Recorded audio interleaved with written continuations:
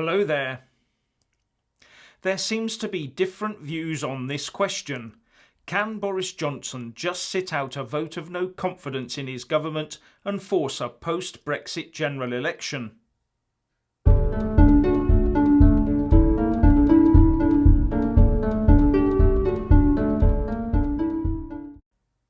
There are conflicting claims that either Boris Johnson could sit out a vote of no confidence for the 2 weeks allowed and then force a general election, or that Parliament could vote for the opposition to form a government or even vote to form a government of national unity.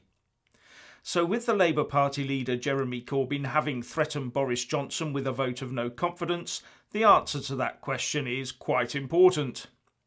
Now, as I understand it, the person that holds the confidence of the House of Commons is the one that is summoned to the palace and asked by the reigning monarch to form a government to run the country.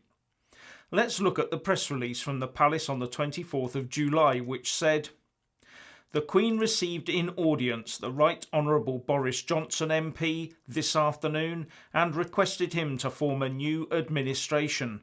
Mr Johnson accepted Her Majesty's offer and kissed hands upon his appointment as Prime Minister and First Lord of the Treasury." The Queen asked Boris to form a government. He did not have that power until the point he accepted the invitation. Hold that thought. So Boris then goes forth and forms the government. Now let's look at the wording of the Fixed Term Parliament Act 2011 on how votes of no confidence work. This is covered by Section 2 of the Act. Now Section 2 brackets 3 says, "An early parliamentary general election is also to take place if A. The House of Commons passes a motion in the form set out in subsection 4 and B. The period of 14 days after the day on which that motion is passed ends without the House passing a motion in the form set out in subsection 5. Now subsection 4 lays out the wording of the no confidence motion itself, and that says that this House has no confidence in Her Majesty's government. And the answer would be yes or no. All fine so far? Well, it's the next bit that caught my eye, which is the only way to stop an election occurring, and that is if a motion is passed that says that this House has confidence in Her Majesty's government. Now ponder on that one for a moment.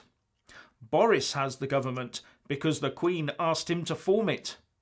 There is absolutely no mention in that Act of the House of Commons having the power to form a new government themselves and then give it a vote of confidence.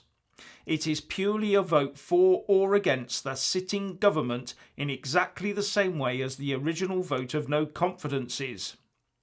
Therefore, as far as I can see, after a vote of no confidence, Boris can just sit there and wait for members of Parliament to either vote for confidence in his government to keep Parliament open, or allow the doors to close, a no-deal Brexit to happen, and then have the general election.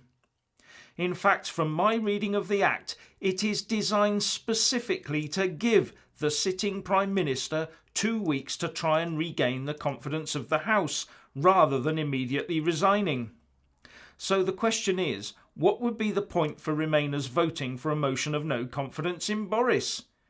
Now, it would be nice for any lawyers out there to give us their verdict. But what do you think? Please share and comment, and thank you for watching. Please do like and share this video, and also subscribe to my channel.